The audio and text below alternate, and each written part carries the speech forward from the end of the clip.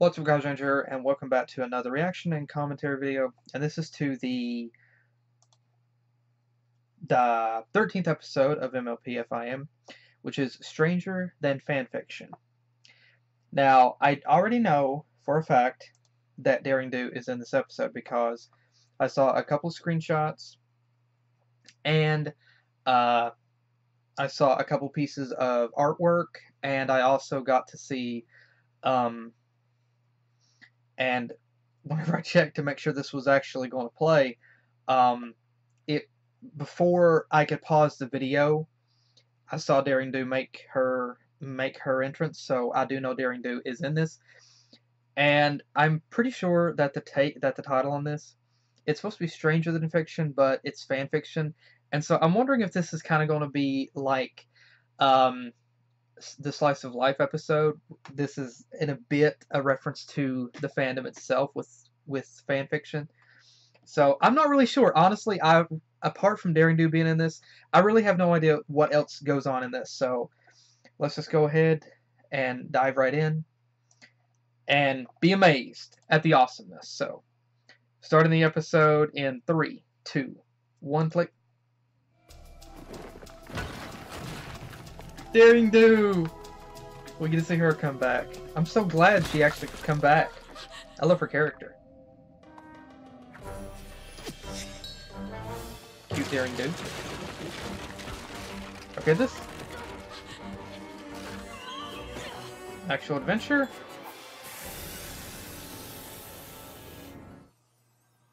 Well, don't stop there. You read, I pack. That's the deal. I'm sorry, Rainbow Dash. I just keep thinking about how much fun you're gonna have at the Daring Do convention. Daring Do convention? Princess Celestia didn't need my help with the Friendship Summit in Griffinstone. Don't worry. I'll make sure AK Yearling signs your book. I can't believe she's gonna be there. She never goes to conventions. Which, I guess, will be cool for all those other fan ponies. But since you and I know AK Yearling personally, and we know that she's secretly Daring Do herself, it's no big deal. This convention will be fun, but it's nothing to get too excited about. Excited? Oh my gosh. Happy Dashi. Okay. Oh boy. Okay. Wow, this is okay. This is basically like being friends with okay, I think it's really hilarious. This is pretty much the MLP equivalent of going to your favorite convention. It could be a like BronyCon or something, or it could be E3 or PAX. So much going on. Blunchy. You look like a pony who'd be up for an all-inclusive, one-of-a-kind adventucation where you get to live the Daring Do experience. No thanks. Did that already.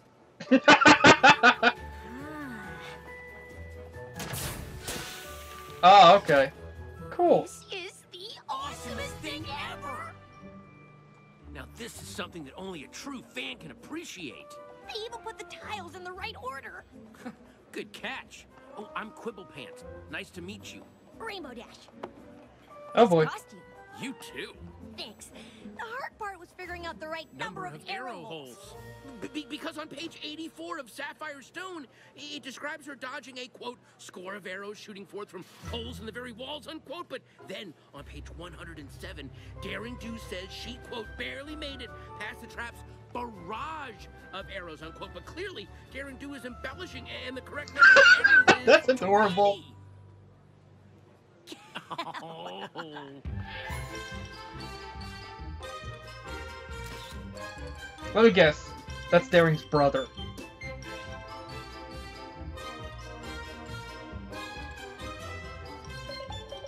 That's adorable.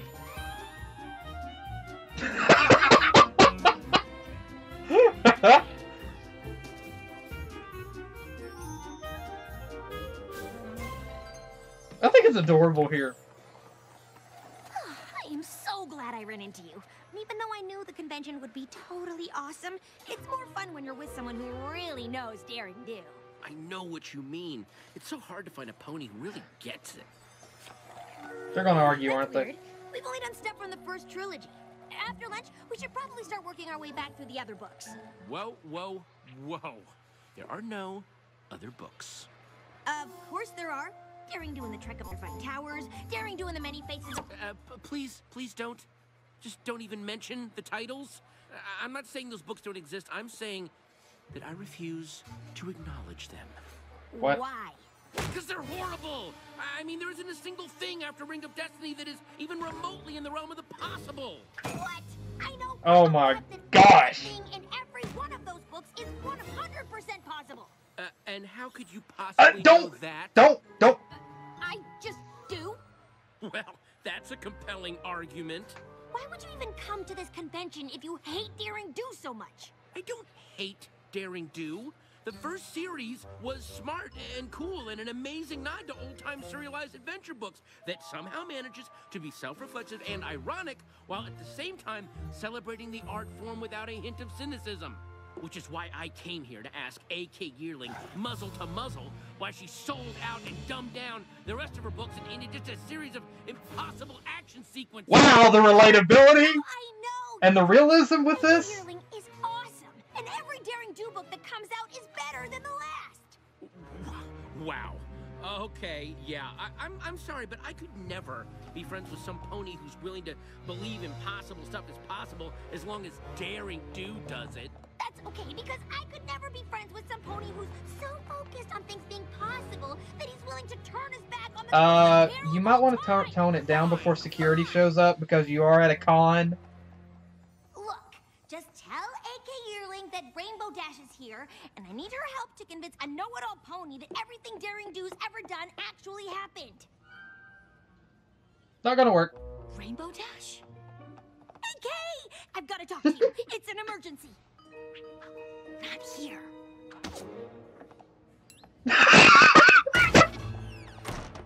Now tell me, what's going on? Is it Caballeron? Did you see him? What? No. But Uh-oh. there is a pony downstairs who thinks everything you've written after the first trilogy is totally unrealistic and terrible. And I need you to help me prove to him that it's all totally possible. I've got bigger problems on my hoofs than dissatisfied fan ponies. Whoa. Those Amulet eyes. of Kulikon, and Caballeron wants it.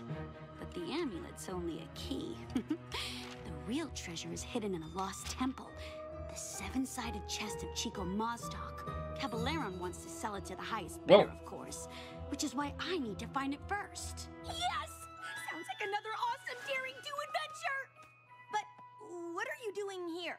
Since I haven't found the temple yet, it's the safest place for me and the amulet.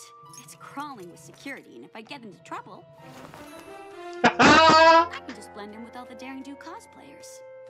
How can I... Cosplaying is official in the band in the show, man. Got it. Does a pony who only likes her first trilogy qualify as suspicious? Just checking. I love this episode. I absolutely love this episode. Uh-oh, they're back. I find all this fanfare around my arch enemy disturbing. I mean, where is the booth for Caballeron? I do not see them like this. Is that a Let us Dakimakura? find Daring Do and the amulet of Kulikon. Or I don't want to Dakimakura? spend any more time in this place than I have to. Cool. And she's got the bracelet. Just now noticed that. That's so cool. She's got the It isn't bracelet. The pony who knows impossible things can happen because she just does. Ugh. Sorry, Quibble. I've got more important things to do than argue with a pony who thinks awesome means unrealistic. No, wait. I want to hear more about how you're 100% sure that in Curse of the Jungle Queen, Daring Do could survive a 60-story drop from the top of a waterfall after sustaining a broken wing in a Category 6. That's an anime image right there. Oh my Her wing gosh, I was love this episode. Caballeron. See, now that's a great character. Dude. Solid backstory, good motivations. Ah, well, great. You get to meet him. He's right behind you. Of course he is. He's also over there, Whoa! Ooh, over there, and over there. Where are you going? And we're out here because... Daring Do told me that Cabaleron came to this convention to steal the Rainbow. amulet of Kukulkan, and I just saw him and his hench ponies come this way. Okay, I'm gonna head back inside. There's just a little too much crazy out here for the both of us. Haven't you heard of LARPing? Live action role playing, But dude? if she told you 2 fan ponies are He thinks this is all a play, doesn't he? you must work for her. Cabaleron! Ha! What do you have to say now? He doesn't believe it. This was your plan to prove the Daring Do books are realistic? You bought a Daring Do experience adventucation. Really? What? No! Oh, look around us! Hench ponies, Cabaleron, the jungle it took forever to get to.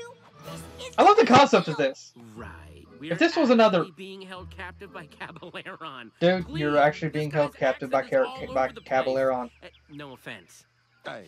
So what's the setup here? You've kidnapped us and taken us to the middle of nowhere because... The temple of Chico Mostok is somewhere in this jungle. When I find it, the 7-sided chest is as good as mine. I just need the amulet of Kukulkan to unlock it. Uh-huh. And Daring Do has the amulet, so you came up with this overcomplicated plot to lure her into the jungle and exchange it for us. I wouldn't call it overcomplicated, but yes. Okay, we're done here. Great work. Seriously, very believable. You deserve that. Pal, you can keep her money, but I'm not... Going anywhere. You may not approve of my plan, but I'm the mastermind If here. this... Debatable. And I love the realism for this remain episode. here until Daring Do comes to rescue you. And if she wants you back 3, in one piece, 2, she 1. will give me the Oh, amulet. okay. Well, I guess I was wrong. Oh, well. Chained up. The Griffin's lock! You know of it. Further proof that you are an agent of Daring Do. Agent? Or an avid reader. And now, I will continue my search for the temple. Don't go anywhere. If this was another... Listen, if I pretend to believe this nonsense is real, will you call off the hench pony repertory theater over there? They're not gonna listen to me. They abducted us both. Oh, wow. So you're gonna stick with that script. Oh, okay, fine. We're in a Daring Do adventure. What was that? Daring Do, thank goodness, we're over here. Fan out! We can't let Daring Do rescue these 2. All 4? I mean, shouldn't at least one of them stay behind to guard us? Oh, wait, no, because then it wouldn't be a terrible Daring Do adventure. It doesn't matter. We'll never stop the Griffin's lock before they get back. How did you... Okay, that was pretty good. Quick, we've got to get out of here and warn Daring Do. No, wait. Just point me to the hotel and you can play fan pony and hunt treasure out here all day long. Fine. Let's just say this is a Daring Do adventurecation. The only way to get back to the convention is to go through it. So just follow me and I'll lead you out. Deal? Do you have a choice? Fine. Maybe if I just leave you in the jungle, it'll convince you. I love the realism and the fun they're poking at storytelling. Everything that's wrong with Daring Do and the trek to the terrifying tower. Now, the problems with the next book are even... Oh, right. What Daring Do adventure would be complete without the precarious rope bridge? Rainbow, you got wings. Look, I'm all for making things feel as real as possible, but are these adventurecation ponies sure this thing is safe? Is it too realistic for you? Wouldn't want that on a Daring Do adventure, would we? I hope he If this falls. were really a Daring Do adventure, I'm sure I'd step on the wrong plank at 3, exactly 2, the wrong... 1! Now she used her wings. Good thing this is all just a pretend adventure. At least we know all of this struggling won't make the bridge fall apart. Congratulations, dude. You might want to shut up.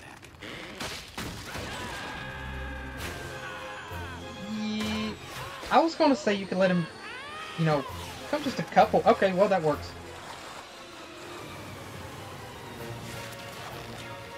Dang, Rainbow is on fire here. There. How's that for not possible? You're welcome. That was awesome. I thought we, and then you, we had the. Rainbow's just Where are you standing there. going? And then you swerved, and I was on the water and the rocks. Wow. Yeah, if you read that in a book, you might even think it was That's adorable. realistic. And I love Okay, I'll this. give you that. I love this I mean, episode. it could have been done for. We could have been done for. What kind of adventucation is this? I mean, that's just bad business. What are these ponies thinking? Right now, we are thinking that If this was a movie, these guys will totally have guns. Ah! For you have led us directly to the lost temple of Chico Mostok. How the... Wow, that is beautiful. Oh, no. Make sure they are secure this time. We can't have them escaping again. Alucards? You'll never get away with this! Won't I? You've led me to the temple, and Daring Do is too noble to let harm befall her companions, so the amulet is as good as mine. What? No witty remarks this time about how silly my plan is? This isn't the official Daring Do Experience Adventucation, is it? No. Finally! It's some cheap knockoff run by a bunch of incompetent ponies that have no idea how to execute this adventure with any level of safety. The bridge! We were in serious danger. I'm reporting you all to...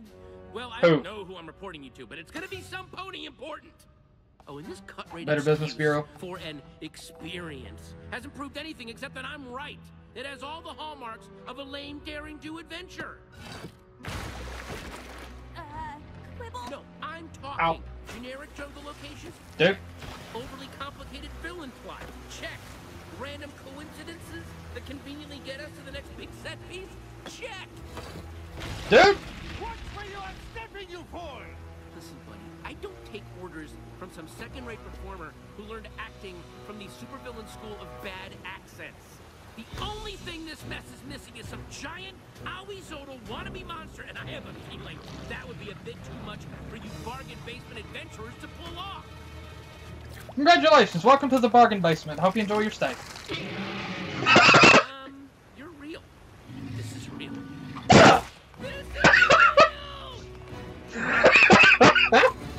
And you're trapped. Whoa, that's a big gator. Rainbow flag. Daring! Oh, I love that shot. I told you to warn me if anything suspicious. Tried. Run off on an adventure without me. Tried. Whoa, you're real. You're friends with her?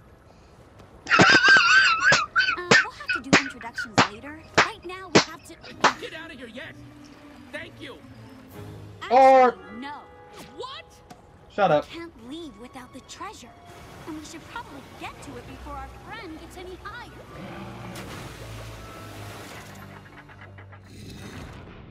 Whoa. 7 doors, 7 locks. One of them leads to the treasure. I'd rather not think about what the others lead to. Oh, gosh. Yeah, the classic pony and the tiger bit. All you have to do is... Maybe you should let Daring Do figure it out. Oh, excuse me. Not that one.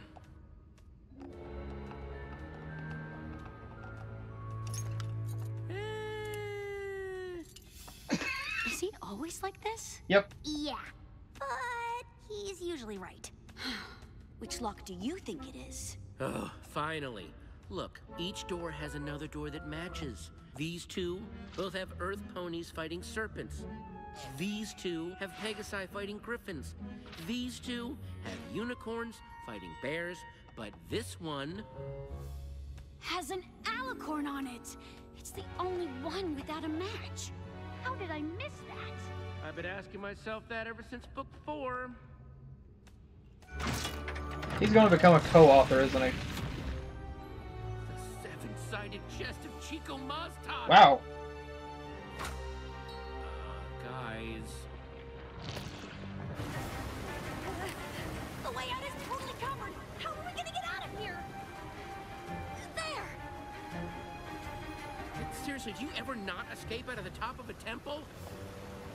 We'll have to Dude, carry Mr. Adventure Critic out. if you'd like to stand around, Fast enough. have at it. We'll never make it. Guys!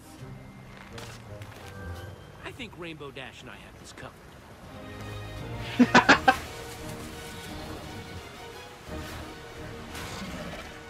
around! You can't go over him! Want to bet? Go over him? Are you crazy? If Quibble says go over him, we go over him.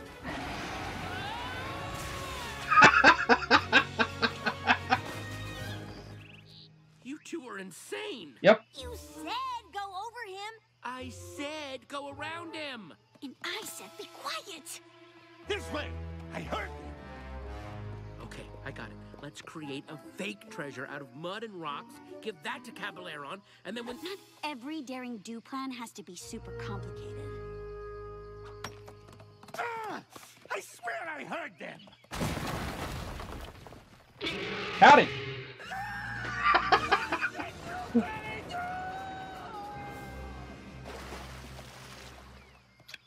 Not particularly original or inspired, but it worked. Dude. Who were you again? He's a fan. Uh-huh. There's some stairs on the other side of the temple that lead out of the ravine. I suggest you two take them and head west. What about you? I've got to get this to a museum. Thanks for your help. I couldn't have done it without you.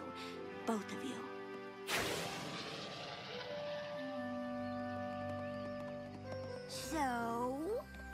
So, maybe the later books are slightly more realistic than I gave them credit for. Still don't like them. What? How can you... Wait, hold on. Before we get in another fight, I think I finally figured it out. I love the daring do that solves puzzles and uses her brain to get out of tough situations. And she did way more of that in the original trilogy. You love the daring do that is brave and awesome and comes out on top no matter what the odds. Okay. And that's okay. We might never agree on what makes daring do cool, but you are definitely cool. I mean, the way you saved me on the bridge, wow. And escaping from the temple, you, Rainbow Dash, are awesome. Well, I'm not the one who can locate a treasure in half the time Daring Do can. You may have terrible taste in books, but you're pretty awesome yourself. In a brainy egghead puzzle-solving kind of way. I guess we don't have to agree on everything to get along. Friends? Definitely friends. Great. Wonderful moral. Do you think A.K. Yearling would consider letting me write the next book? I think I can make things way clearer. I mean, for instance, in the second adventure, there's a side character. I don't want to kind of name it right now because it's sort of this thing that I've already written a lot of fan fiction on. I don't want, not that I'm saying that you would steal it, but I am saying that this would totally go along my whole thing about puzzle solving, except what if each puzzle that was solved unlocked a new karate move? Think of it that way, right? I mean, I'm kind of a yearlight myself, so I'm sure she'd be open to... Quibble? Sorry.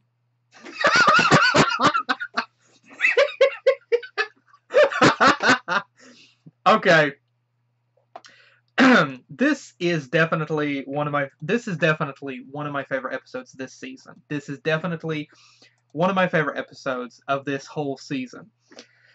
And I think it's really, really I really love this episode. I really, really love this episode. There is so much to talk about here, and I will. Okay. Now, first off, the story. It was really interesting to have Rainbow meet this other character, Quibble, to meet another fan. And I'm also glad that they had him be a stallion, and they put a stallion in there, and had Rainbow and Daring do that.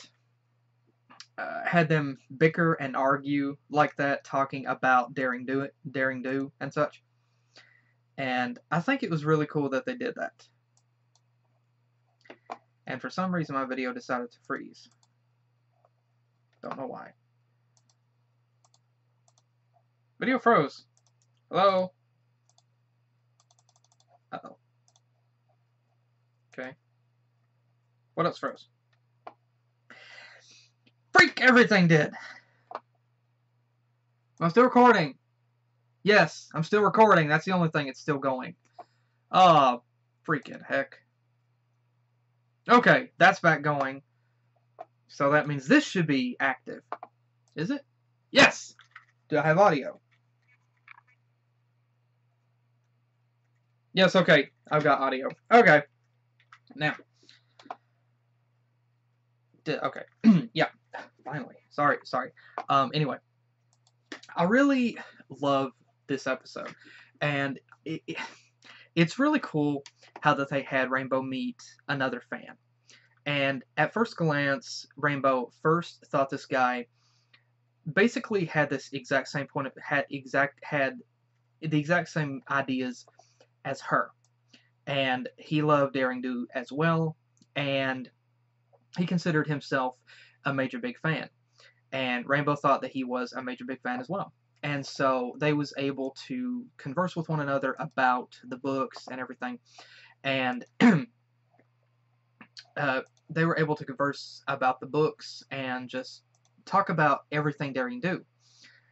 But as it turned out, both had different perspectives. Rainbow liked basically all of the books, especially the latter ones. Quibble liked the earlier book, or the earlier books, and wasn't fond of the later books. And so he began to believe that, and so they end up fighting. And the moral of the story is, is even if you don't get along with, even if you don't agree with everything that somebody else says, it doesn't mean that you can't be friends. And that, let me confirm, the moral being you don't have to agree on everything 100% to get along. And that's completely true. Friends and family, there will be times whenever you don't agree with somebody, but it doesn't mean that you can't be close. It doesn't mean that you can't be friends. And that was the moral of this episode. And it worked. And it's extremely true. It's extremely true. And I loved how that they did it. I loved how that they played this episode. And I've seen it myself before. People, they find something that they don't agree with, and they let that end up driving a wedge between them. I don't believe in that. Rainbow and Quibble are still able to make a friendship work. And, like I said, you can't expect with a friend or with a family member that you will agree with everything. The key is to agree to disagree. And respect each other's opinions, respect each other's feelings, and not dwell on that particular thing that you don't feel the exact same way on. And focus on what you do, just focus on what you do agree on, and focus on still being close, on still being friends. And like I said, it's one of those things where both have their opinions. And at first, Rainbow and Quibble both had the thought that there was no way that they could get along, because they both began to feel that they had different ideas on Daring Do. But they ended up realizing that they both still really liked Daring Do. But even if in their own way, but they still loved it. And they both realized that they shouldn't let a disagreement stop them from being friends. And I think that, and again, that's really true. That's extremely true. And I love how that they did that. I love how that they did that. I love that that is the moral of this story, and I love how that they did it, how that they played out in this episode. And I really love that they did that. and it is extremely true. And it also, this whole episode, again, there's so much to talk about with this episode. First, there is a concept of a Daring Do convention. It's like Daring Do is popular, and so Rainbow is wanting to go to a convention for Daring Do fans, which is actually really comical. It's basically, again, it's kind of like going to BronyCon, or it's like going to any sort of MLP convention. It's like going to PAX or E3, and it's basically like getting to go to a convention of something that you are a fan of, obviously. And yet, with this scenario, Rainbow knew the person that created it. It would be like going to, or like reading a book of an author that you were a major big fan of, but it turned out, I mean, you ended up meeting that person and you ended up becoming friends with them. And it turns out some of the things that, I mean, a lot of the things that had actually happened in that book series were actually real stories. And so it was really interesting to see it from Rainbow's perspective. And in all honesty, I honestly don't think that they could have done this with any other character and it worked any better than it did with Rainbow. Rainbow was the very definition of a hardcore fan who, I mean, of a good fan, a good hardcore fan, a fan that cared about and respected the author and their works and wanted to stand up for them if somebody was dissing them or was hating on them. But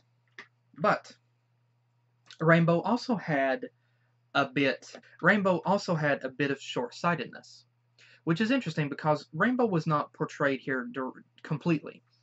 That's an adorable screenshot. I gotta get that. Rainbow was not portrayed completely here as being the good guy completely, or the good girl. There was, like, she actually also didn't feel that she could be friends with this guy, and was arguing with him. And so it was shown that even she had her flaws here. And that makes this episode even more believable, because it's extremely true, and it's something that we can't help. I'm guilty of it myself. Whenever you're a fan of something, and you see somebody dissing on it, you see somebody hating on it, you see somebody complaining about it, without any real objective about it, or without any sort of actual, you see somebody hating on it, without actually giving the reasons for it, it makes you mad. You begin to wonder, why is this person hating on this? And if they don't like it, why do they even bother with it? Which is what Rainbow asked this guy. If he didn't like Daring Do, why actually be there? And so, again, this episode was pretty much voicing the opinions and the thoughts of so many people in so many fandoms. This was basically doing that. And like I said, I love how that they didn't portray Rainbow to be 100% the hero here. That she too had her flaws, and it was also something that she herself had to learn. And I'm really glad that they did that because it showed relatability, and it showed Rainbow as being not a perfect character, but being a natural, flawed character. And whenever you portray a character to have their flaws, to have their own quirks that they too have to overcome, things that are unique to them that they have to overcome, that's whenever the stories are a lot more in depth and that's whenever the stories are a lot more in depth and a lot more relatable. And it makes it easier to identify with these characters. And so I'm really glad that they didn't do that. And this guy, he was also portrayed, and to be honest, some people probably hate this guy, Quibble, because of his personality. But to be completely honest, this guy also actually had some fair points, which is really interesting. And that's what I also love about this episode, is Rainbow wasn't the good guy or the bad guy, and neither was Quibble. Both were portrayed to be in completely neutral positions. and they both offered perspectives. Now, I really like Quibble's. I really like Quibble's articulation and his ideas and concepts on the Daring Do franchise, and the way he described everything. I love the detail and everything that he was able to go in depth for it. I love that. I love that he didn't just say, because this is how I feel. I love that he was actually able to go in depth and give a good view with good detailing about his thoughts. It wasn't just, I feel this way because I do. No, he gave his reasonings, and it was actually understandable. And so I really love that they did that. Like I said, there was no good guy, there was no bad guy here. Both characters, both Rainbow and Quibble, were in neutral positions. They were both fans, and they both had their own ideas and perspectives on it. And Quibble had his, Rainbow's had hers. And so again, I really love how that they did that. And I know that many would probably also agree that both characters, both Rainbow and Quibble, are completely understandable here. Quibble was actually relatable and understandable. I mean, he was it was understandable and relatable for him because of his perception on that, feeling as though something became less realistic and more silly as things went on. Rainbow Rainbow was also able to appreciate it for what it was in that later time, and be able and still was able to enjoy it. And Quibble too had his flaws. I said that Rainbow had her flaws too. Quibble also had his. It seemed at one point that he just pretended like the rest of the books didn't exist, and that it just wasn't probable. And so he didn't believe it. He felt that it was too silly. He didn't feel that it lived up to what the original works were. And so again, both characters, both Rainbow and Quibble, had their flaws. They neither were perfect characters, but both were completely relatable. Both were completely relatable, and it was both work. I mean, it's easy to understand both of their perspectives, both of their points of view, and it was very, very, very interesting to see these two characters clash, to see them come together. And I know for a fact that very similar situations like this has arisen at conventions before, and I know for a fact that it hasn't just happened with MLP, with people talking about an episode or something. It's happened with other TV shows. It's happened with movies. It's happened with video games. It's happened with music. It's happened with comics, and I mean, it's basically anything that there is a fandom of or is fans of like that. There are people that see two different sides. One person can feel one way, another person can feel another way. And the common ground is to agree to disagree. If you don't agree with something, that's fine. Understand that, but respect the other person's opinion and values. And don't let that negative idea, don't let that disagreement drive a wedge between you. Because if you let that drive a wedge between you, then you could be ruining either a really good friendship or driving a wedge and preventing a possible really good friendship. And so again, I really love how that they did this with that story. And like I said, it was really relatable with both characters here. And it was just highly relatable with that. And it was easily understandable from both characters' perspectives. And I really love how that they did that. And dang, that's another cute face. I love how that they did that again because there was just so much to take from it. And it's again extremely relatable and understandable.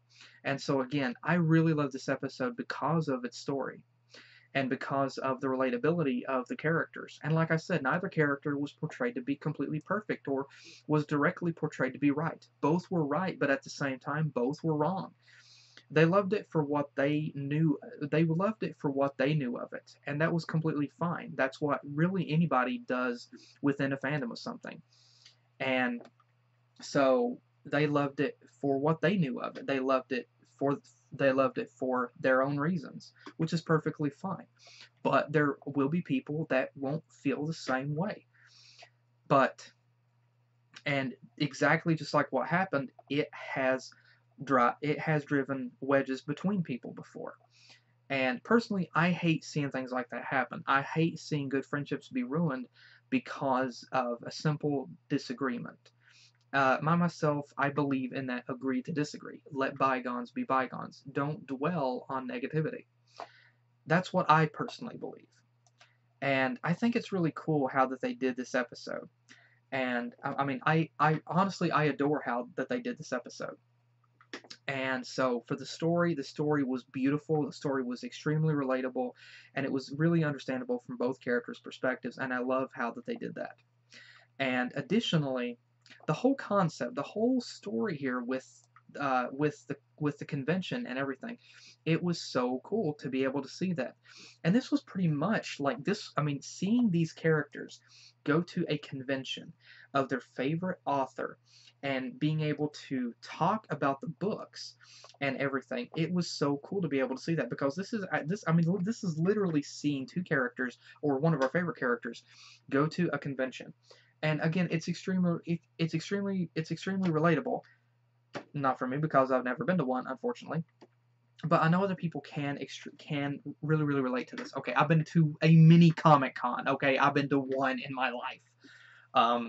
But still, it was great to be able to actually experience that. What little bit that there was, it was still wonderful. And again, this is that we get to see Rainbow participate, and we get to see her meet this other guy, this other fan.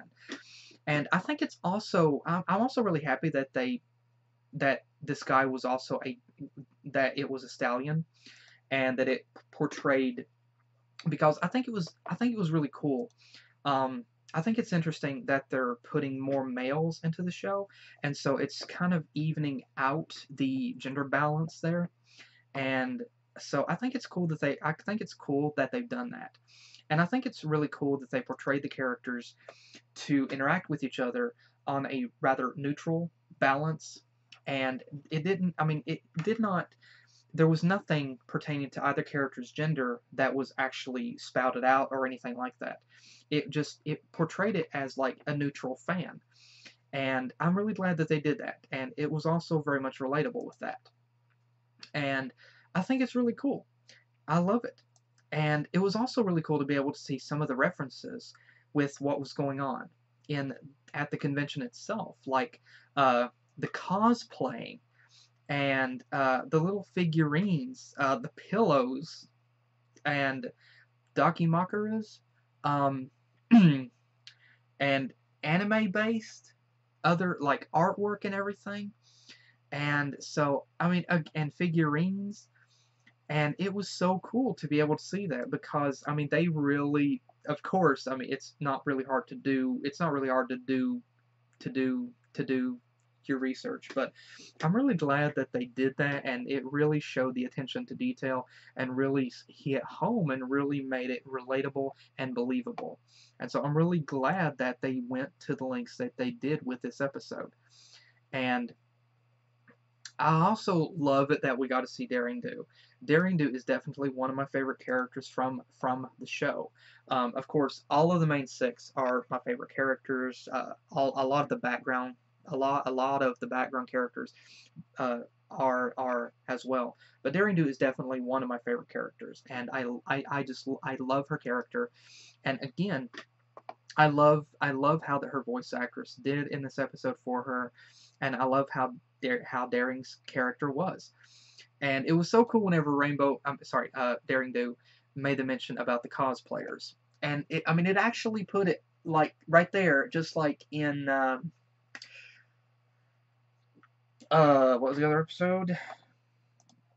excuse me, I will find out. What was that other episode that I did that I seem to can't remember it? Okay, yeah. Like in the Saddle Row review. Okay, in the Saddle Row review, we actually had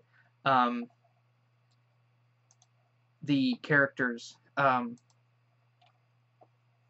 We actually had the characters make a mention about car horns, basically saying cars, even though they were carriages, but still, were canon in the show. And Daring made the mention here about cosplayers, acknowledging cosplaying exists in this universe. So that's really cool. It makes it even more of an interesting concept to actually see things from our own universe being used here. It makes it more believable and makes it a lot more believable and makes the element like the realism and the natural feel a lot more believable and a lot more realistic. And it also adds a more of a modern flair, which also makes it really cool, personally to me. And so it was really cool for that. Pardon me. And I loved how that Rainbow was actually trying to help Daring here and was not actually. And again, it goes back to the attention to detail. Like Rainbow wearing that bracelet was really cool. Like wearing something from a con, really really cool. And so I think it's really cool that Daring was actually trying to help. Sorry, Rainbow was actually trying. I probably said Daring, didn't I? I think it's also cool that Rainbow actually was trying to help Daring and was not just like walking around, going all, fangirlish again. She was actually trying to help. And I just now noticed that tail swish that Rainbow did to Quibble right there. So yeah, really, really cool how that was done. But again, I think it's really, and then again, the anime things here, that's anime, man. That's got to be anime. And I think it's really interesting, the concept of this guy not believing that any of this was real. I've seen that played out before. I can't remember what it was that I've seen this play out in before, but I've seen a similar story before where somebody did not believe that anything that was going on was real, and the other person there with them was like, this is totally real. And this guy, it finally took a lot of convincing before he finally believed it, but he believed that every bit of this was just ridiculous and was just a ridiculous like cosplay thing that was going on, like live action role playing and such. And if this was a movie, at that point, whenever he probably was going to walk away, I was imagining if this was a movie, the guy like appearing in front of him with a gun pointed and saying, "You're not going anywhere." And then the guy, Quibble was like, "Yeah, that's a water pistol." And then the guy like reaches over, he pulls, like he looks over at an apple on the tree or something, pulls the trigger, the apple blows into bits, and then he points it again at Quibble and says, "Still not convinced?" And I imagine like Quibble suddenly backing up and saying, "Totally convinced, totally convinced." And so, if this was a movie, that's probably what would have happened. But again, because of the rating of this, they had to play it on a safe level, and I think they did it perfectly. Like they really did it perfectly. They still managed to maintain a dark element to it, yet still managing to keep it within the natural boundaries that the show itself has established, and not actually exceeding those limits, not actually exceeding those boundaries. And so I'm really glad that they did that. And I think it was really cool how this whole time, really hilarious how Rainbow was still trying to convince this guy. She knew that they were in danger, but this guy just didn't believe it whatsoever. And I was kind of waiting for that moment whenever Rainbow just would sigh, roll her eyes, and say, "Hit him over the head, would you?" And this other guy would have said, "Gladly," and like knocked him out. That kind of would have been hilarious, but I probably wouldn't have worked in the show. But again, I think it was also kind of funny how it seemed like I don't know if that was intentional, but like they were poking fun at some of the writing, at possibly like cliches of writing. Like, this guy, Quibble, tosses a pebble or something, or a button to try to make them, to make the bad guys go off in different directions. And what he said was true. I mean, he was right. Most of the time in writing, like in movies, TV, whatever, all the bad guys go running off. You know, one doesn't stay behind to keep an eye on the captors. But of course, like, you know, most of the bad guys are done that way in most things like that. And so it was really interesting. And he was pointing that out. And so it was hilarious to be able to hear him. It was pretty much a critic. This guy was pretty much a critic. Maybe this guy was supposed to be like the ponyfied version of the Nostalgia Critic or something. But again, okay, I love the Nostalgia Critic. He's an awesome guy. I love his videos. I love his channel. He's hilarious. But I think it was really hilarious to see Quibble here talking about the typical cliches in stories like that. And here this is an animation, and this guy's pointing that out. I think the term is meta. It was so meta to be able to actually hear that. It was really crazy. It was like a smack in the face of reality making you look at reality in a comical way. And so it was really hilarious to be able to see that. Like, they did that in this. I don't know if you could consider this a fourth wall break. No, this isn't a fourth wall break. Would this be considered breaking the fifth wall? I don't know. But I think it was hilarious that the typical cliches, they happened, and this guy pointed them out, and he was making fun of them, yet it was actually happening. So yeah, I mean, I think it was really hilarious that they did that. That was really hilarious, and it was actually comical genius. And then again, we also got some really great faces, and we got to see Rainbow Dash be a complete hero here. Whenever they were trying to escape, we got to see her leading and actually using her wits, like coming to the bridge, knowing that it was faulty, knowing that it was dangerous. Rainbow was using her wits here. And I think it was really cool that they actually played that out. And, you know, like, she wasn't completely oblivious. Like, she had her own experiences as well. And so she was putting that experience, her own personal experience, plus the experiences she's read from the Daring Do books, into that. And it was actually playing out. And she was using that. And she was, like, being the heroine here. And, again, I think it was really cool how that they did that. It was a brief moment to actually see that, but I really loved it that they did it while that they did it. And then we got to see, of course, the moment whenever this guy finally realizes that everything is real, and he suddenly begins to go on to Rainbow about everything. And I think it was so cool, Rainbow just standing there with this smug expression. It was totally Rainbow. And one of the things I have to admire, one of the things I really like in this, was that Rainbow did not, at least not that I recall, ever once say, yep, I'm totally awesome. She was really humble about it and never actually acknowledged herself in this. And I think that's really cool. I think it is showing more growth for her as a character since the earlier seasons, whenever she would refer to herself as such. And this time around, she didn't, like, brag about it. She didn't say, yep, I totally saved your butt, or anything like that. And she didn't say, like, as the guy was saying that she was awesome, she wasn't like, yep, totally true, which was honestly what I was expecting. It actually shocked me that she just kind of shyly rubbed the back of her head or the back of her neck, and she was humble about it. And honestly, I love that, because again, to me, it shows more growth for her character.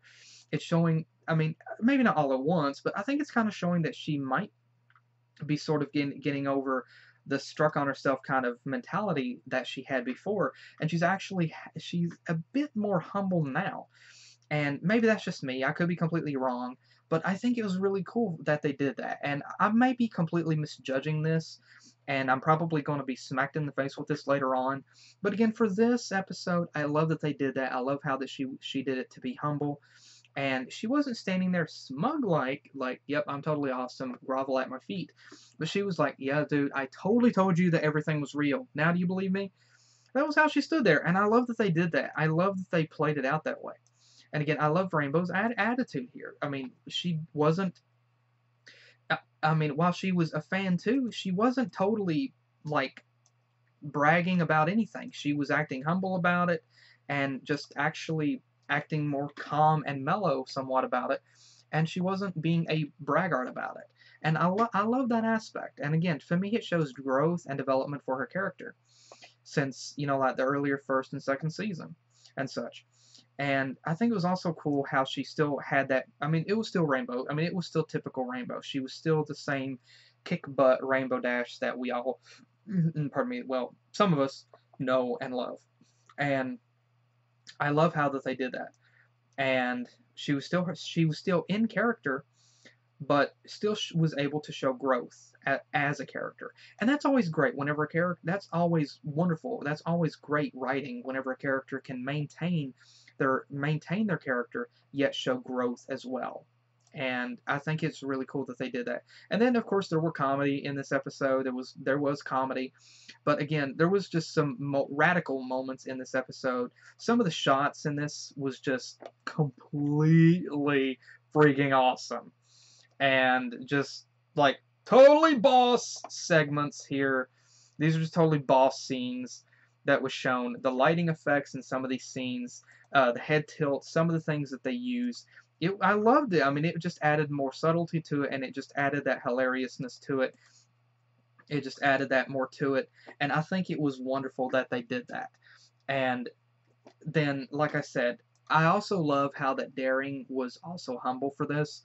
Like she was aware of her books, and she never bashed this guy, even though he was kind of pretty much making fun of her own writing for her own stories in which her own adventures actually happened.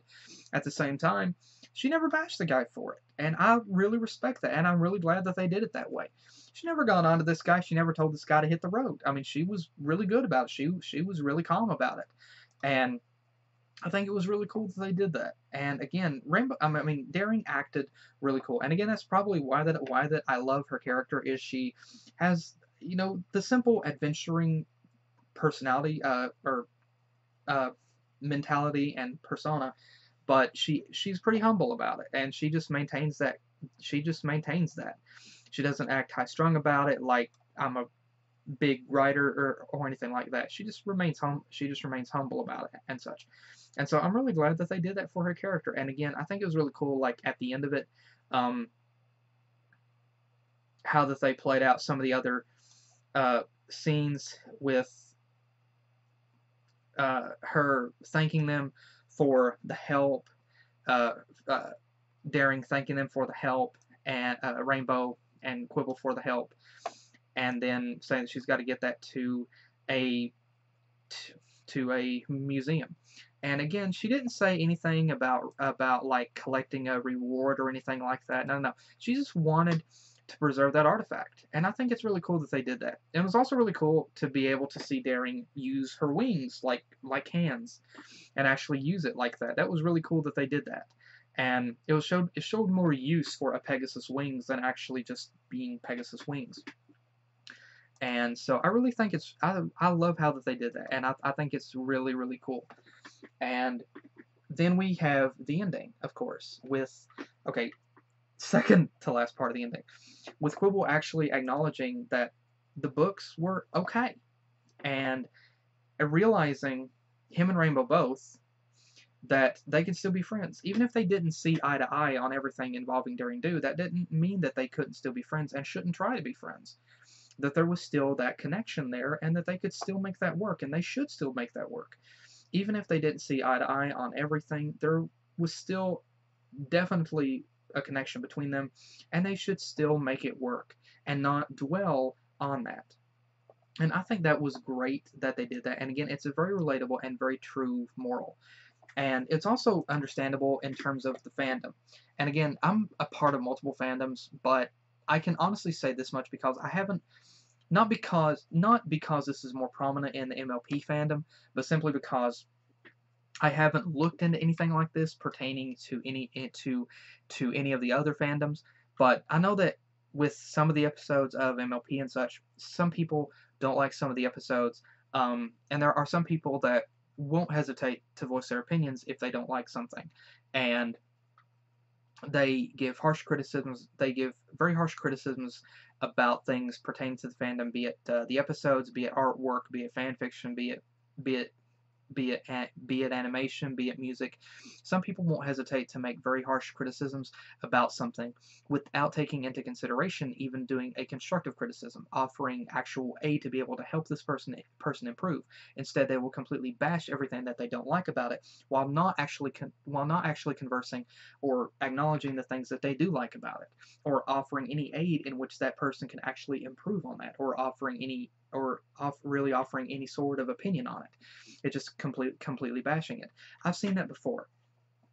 And it's like I said, I've actually seen that before, not just with the MLP fandom. I've seen that with a few other things as well, with some of the other fandoms that I am actually part of.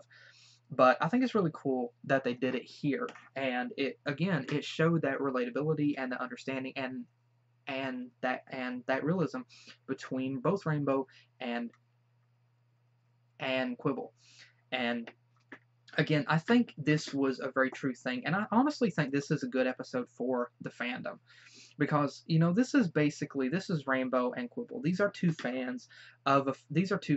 These are fans within a fandom, and they're both fans of something, but they have different opinions on it. And at first, they didn't know that they had different opinions, but then whenever they begin to find out, they were both willing to let that difference in opinion drive a wedge between them. However, they did realize that they should not do that, that they can still make a friendship, that there is still a good potential for a friendship there, as long as they agree to respect each other's opinions and feelings. And I think that's a good episode. I think that's a really good moral for the fandom and anybody in general. And again, I'm really glad that they did this episode. I'm very happy that this episode exists, and I love this episode. I think it's a wonderful episode, and again, I think it's a great message for the fandom. And like I said, I've seen people before within the MLP fandom complain about artwork, complain about animation, complain about fan fiction, fan art, and such. And I've seen people complain, and I've seen other people I've seen some people offer helpful constructive criticism, offer helpful aid, pointing out the flaws of something while pointing out the good parts and offering tips on how to improve. But I've also seen other people just bash something into the ground, like completely bury it, without actually talking about anything good about it, or even beginning to offer any sort of opinion or ideas on how that said thing could be improved, or how the creator of it could actually improve. And whenever you just bash something without offering any idea on how it could be improved, you just say, I hate this. What can anybody take from that? You're offering your opinion on it, but there's nothing there to take from it. However, if somebody said, well, this isn't my cup of tea, or I really don't like this, but I will have to hand it to this and that within this. This looks good. I really like the shading here. This part looks a little bit choppy. It's talking about the negative aspects while also talking about the positives, and it's able to point out the good things that they did right, that somebody did right, so it can help steer them on the right track. It's just like if two people go down a road and the person in the passenger seat said, you took the wrong road. Okay, there's many other roads to take. Where's the driver supposed to know where to go? If the passenger said, take the left road, take the one on the left, the next left, that's saying which way to go. That's offering help instead of saying, you took the wrong road. That's just pointing out a negative thing and not actually giving any advice without actually helping whatsoever. And so again, I'm really happy that they did this episode. I love how this episode played out. I love the moral of the story. I love the flow of the story, and I love the combination of Rainbow and this new background character. Pardon me, for this. I think it's wonderful that they did that, and I think Rainbow was the perfect character for this. And I really love how that they did that.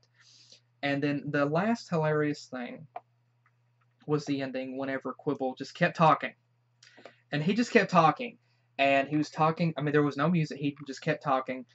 And he made that mention about fan fiction. And I'm just thinking, okay, we haven't seen, obviously, I really don't think they have, oh, that's a nice background. I don't think that they have computers in this. Obviously, they have books or parchment. But I think it's hilarious, the concept of writing fan fiction here. And so this guy said he wrote fan fiction and saying something I don't like, not that you would steal it. And again, it's extremely relatable here. Like, it's comical how closely related, how close this is actually looking at how much this is looking at real life and saying, yo, this is actually a thing. And how they're actually poking fun at that while, I mean, they're poking fun at it, acknowledging that it does exist. And it isn't bashing it. I mean, it's not making fun of it. This is basically saying it's completely okay. And that's wonderful. That's great. I'm really glad that they're not bashing the concept of this, and I really think it's awesome. And I think it's hilarious that he just kept that he made that mention about fan fiction, which also says, besides cosplaying, that fan fiction is fully canon in the show. Fan fiction is canon. So all that stuff before with Rainbow Dash writing fan fiction, daring do fan fiction. Okay, it happened. It happened.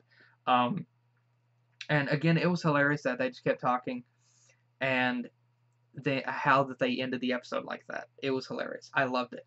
And again, I really love this episode.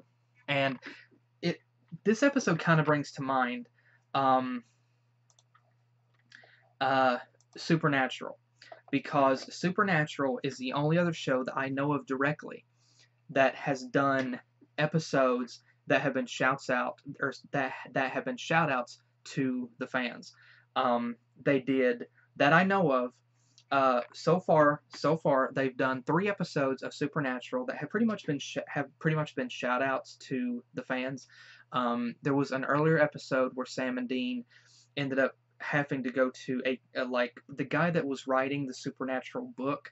There was a convention being held, and so Sam and Dean had to go to that, and there was other people dressed up as them. There were other replicas of the Impala, and it was hilarious. And I remember one scene where Sam and Dean are sitting in the motel room, and Sam is on his laptop, and he makes a mention to Dean about reading fan fiction about them that the fans of the book series had wrote.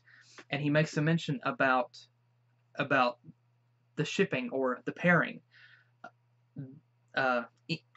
in it that some people have wrote. And I remember he made a mention that people had wrote about them being more than brothers. And Dean was just like, but we're brothers. And, or something like that. I mean, it was basically that. And then that was hilarious. I mean, it was a hilarious episode, and it was the first episode that I know of directly where they actually acknowledged the fans. And I think it was really cool, and I think a lot of fans really loved it.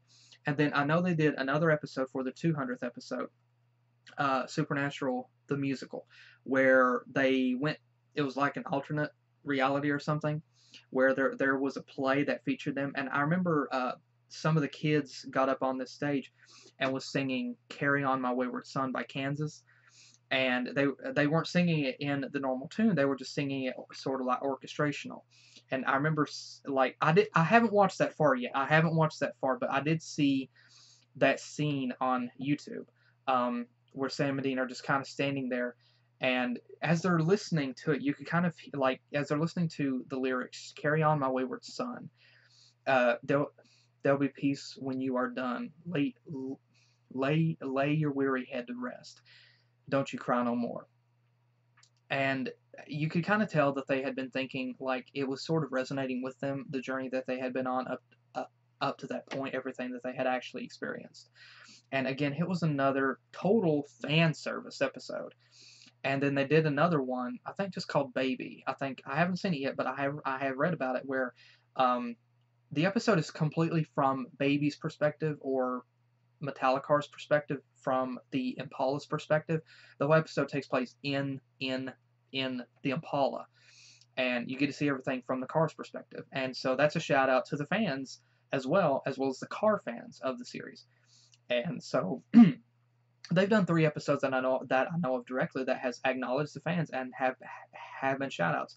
And I know the Slice of Life, I know for MLP the Slice of Life episode was a shout out to the fans. And this episode, I really believe, is also a shout out to the fans as well. And I think it's really cool whenever some shows do that, whenever they do episodes, things like that are shout outs to the fans, and they don't go overboard with it, or they kind of do, but it's in an awesome way. And so I'm really glad that they did that. And I think this was a really fun episode. It was brilliantly done. I absolutely loved it. This is one of my most favorite episodes. This is definitely one of my favorite episodes of this season, and also one of my most favorite episodes of the whole series. No joke. This is definitely one for that. And so again, I absolutely love this episode. And I had some people telling me that they wanted me to watch this episode because of what happened in it. And so, again, I think it's really hilarious. I absolutely love this episode. And so, this was definitely a wonderful episode. So, again, to everybody at Hasbro, DHX, to everybody that worked on this episode, thank you all so much for making this episode. Thanks so much for doing this episode the way that it was done. The story, the moral, everything. I mean, it was fantastic. And so, honestly, I mean, it was a wonderful episode. So, to everybody, thank you so much for this episode. And also, thank you to the people that wanted me to watch this episode. Hope you enjoyed that. Hope you enjoyed the reaction. And also hope people enjoyed the commentary as well. So I want to hear your thoughts as well. If you have anything you want to add, please feel free to do so in the comments below. I'll eventually be able to talk at some point. But thank you. Tongue, why don't you work? Oh dear, I'm getting kind of drowsy here, and that's probably why my tongue isn't wanting to work. But anyway, thank you guys again for joining me. Shoot. Thank you guys again for joining me. I hope you enjoyed, and I will see you guys in the next video that I do. Take care.